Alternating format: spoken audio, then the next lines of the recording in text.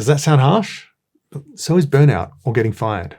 And it's harsh for your team, and it's harsh for you, and it's harsh for your organization. So you've got to make the hard decision on which of the harsh things you're going to do. Here's a question from a new manager. I was recently promoted to my first manager role after my company reorganized and let many people go, but I still have to do my old job as well as manage a team of 5, including a new person whose job I don't understand. Now that situation is not uncommon, although normally you don't get a new person whose job you don't understand, but companies reorganized, let many people go, and someone now has to be a manager who was never a manager before. Common enough. I've had no training as a manager and don't really know what I'm doing. Again, that's also surprisingly common. My manager isn't listening when I say I can't handle it all. She seems frustrated with my work, but I don't know what's expected of me. And when I think I do, my work isn't good enough for her. I'm trying to support my team's growth and well-being, but I'm working late nights and weekends. I'm burnt out and exhausted, and I'm constantly worried about being fired. What should I do? So this situation sucks. And unfortunately, it's not that uncommon. It's something that I've come across a few times in the past. But I'm really sorry to hear you're in that situation with so little support. However, you are where you are. And it sounds like your manager may be struggling as well, because they should be offering you more support, guidance, and coaching. But it sounds like maybe they don't have the skills or the capacity that they need for their job either, and may be struggling themselves. Or maybe they're just a bad manager, or it's a bad situation. Goodness knows, it's hard to understand. But either way, let's talk about what you can do yourself in this situation. And this really applies to anyone in a similar situation where they're drowning in work and risking burnout, but it's especially relevant for new managers who've had a whole lot of new responsibility and don't have the training. So firstly, stop for a moment and breathe. It's only a job, and there are always other jobs. If this role is untenable for you, your manager isn't willing to change or help you, and you've run out of energy to make it work, start searching for an alternative now before you burn out or get fired, or both at the same time, which really sucks. Having this at least in the back of your mind as an alternative can help you remove some of the immediate stress, because the worst that can happen is that you move to a situation which is likely better. Now let's get on to the actions we can take in this situation. This is all about managing expectations. And when your manager is setting unrealistic or unclear expectations, you have to do the work to reset and clarify them. So here's how. Number 1, write down the problems and responsibilities that are on your plate, both as a manager and within your individual job in this situation. Don't worry about everything, but do worry about anything that takes you more than about an hour a week. Group things together where it makes sense. For example, you have 1 hour one-on-one meetings with your 5 reports. That's 5 hours of one-on-one time with your reports on your list. And include the unplanned but regular interruptions. Things like client escalations, team member conflicts, expense report approvals, all that sort of stuff. Don't leave major pieces of work or large amounts of time that you're spending on work unaccounted for. Number 2, prioritize them according to your understanding of their relative importance. You might be wrong, you may have to change, but you need to form an opinion and write it down. So have a list, put them in order, have some sort of prioritization about their importance, not their time that they're taking, although it can help also to add in the time that they take for the next step.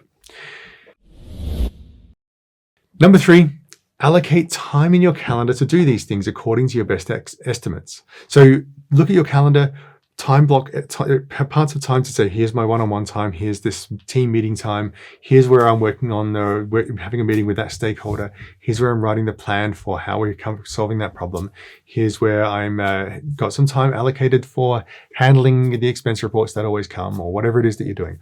Just allocate the time in your calendar, put them in there. It doesn't need to be perfect, it doesn't need even to be exact. Like you could have situations where at some stage on this day, I'm going to do these things, but they're going to be in some order, and this is the order I'm putting them in my calendar. But include in this getting support, learning, figuring things out, and so on. And bear in mind, you may need to get access to other people to help you, so include time to negotiate to get on their calendars. And this goes for things like getting stakeholder meetings as well, delivering a report to your management or to the senior management or whatever it is. You might have to spend some time to figure out someone's calendar so you can get a meeting with the right people. So put that in your calendar as well. All of this work is real work and it needs to be visible. So when your calendar is full for however many hours per week you think it's reasonable to work for, draw a line under your prioritized list at that point. This above the line is what you think you can handle. We can call that the work that's above the line, and the rest are on the not doing list. It's the below the line. And you want to talk about above the line and below the line here. Number 5, meet with your manager to show them that this is how you're planning to prioritize your tasks. This is what's on your plate, and this is how you're prioritizing them. And this is what you're going to do and what you're not going to do, and how you've allocated your time on the things you are going to do. Number 6, ask them if they want to add or remove any problems or responsibilities, reassign anything to someone else, reprioritize what you've got there. If they want to change anything about how you've set this up. If they do want to change anything, and most likely they will, revise your calendar and your line and your prioritization list accordingly, and let him or her know. Like, tell them what's going on. If they've asked you for a specific change, ask them to explain their reasoning and coach you on their decision making, so that next time you can make the same decision yourself and you can be aligned with what they're expecting. It's quite likely they will want you to change your prioritization and stop you doing some things that you thought were important, but they disagree. If you and they disagree on how much time you think it would take to do something, ask for their help to improve how you're going about it. Say, look, I think it's going to take me 6 hours to do this, or I think it's going to take, these 6 meetings over, or this amount of time over 4 weeks to do this piece of work.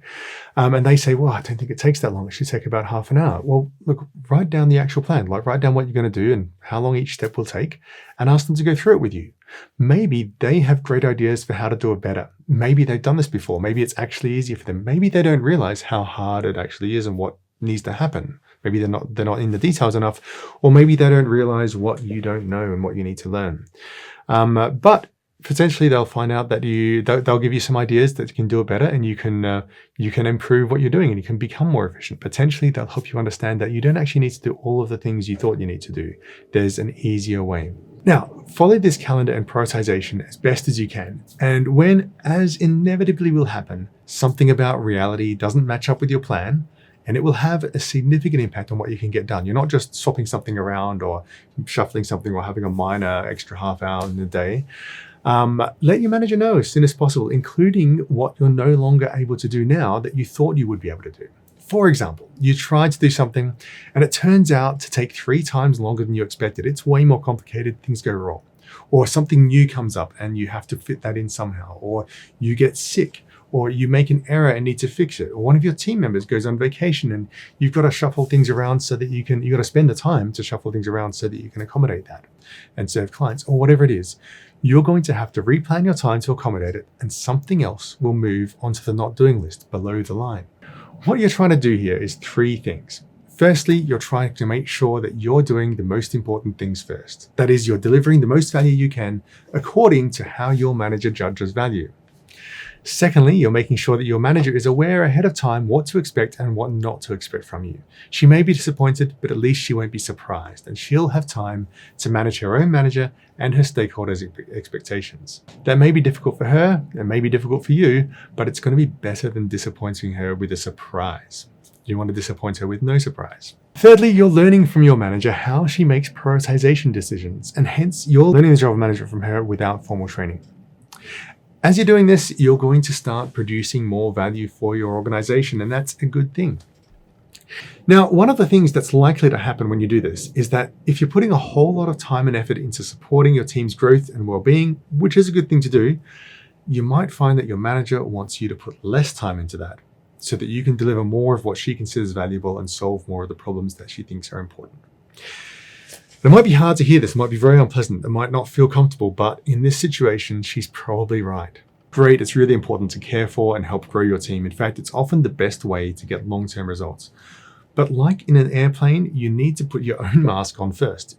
That is, you need to protect your own time and not burn out, and make sure you're delivering the best of what you can to your own manager, and then invest in your team so that you can grow the capability to deliver over time. Now, yeah, if you neglect your team, it's going to cause problems down the line, and they will suffer as well, and performance will fall somewhat while you're finding your own feet. But all of these problems will be far worse if you burn yourself out and then leave or get fired. And if that happens, you'll have done your team, your organization, and yourself even more of a disservice. So you may need to have a very difficult conversation with your team, especially the new person, on the challenges you're facing. And this conversation is going to be more difficult for you, or at least as difficult for you as it is for them.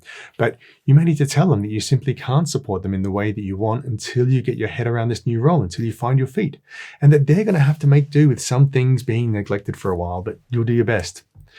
It may be hard for them. Some of them may leave and become very upset or even hard to manage. But all of this needs to be part of your communication with your manager and part of how you will consciously schedule your time. A lot of good and important stuff is going to end up on your not doing list, no matter how you think about it. And some of it might be the supporting and growing the team stuff while you find your feet.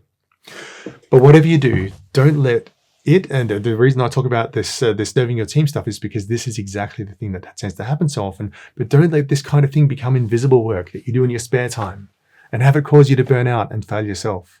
Every single one of those supportive conversations or that work that you're doing to grow your team needs to be part of your conscious prioritization decision-making and allocated actual time to. It's a conscious decision. Some of those things may have to be neglected temporarily so you can get on top of the essentials of managing expectations and delivering results. Does that sound harsh? So is burnout or getting fired. And it's harsh for your team, and it's harsh for you, and it's harsh for your organization. So you've got to make the hard decision, which of the harsh things you're going to do. As you learn the role of management and get on top of these immediate expectations, after that, and as you grow and as you're developing your capability, you can then invest in the longer term things like supporting and growing your team. And yeah, that may be harder to do as you've had some of those problems early on, but at least you'll be in a situation where you're not burning out, you're not getting fired, and you're delivering results, and now you can invest in your team. I hope that's helpful. If you find this kind of thing interesting or useful, follow me on LinkedIn, follow me on YouTube. You'll find my my newsletter on richardrussell.co, and you'll find I have a course available for new managers where I teach the management operating system, how to actually manage the tactical parts of this on scaleupleaders.net. In the meantime, have a great week and scale well.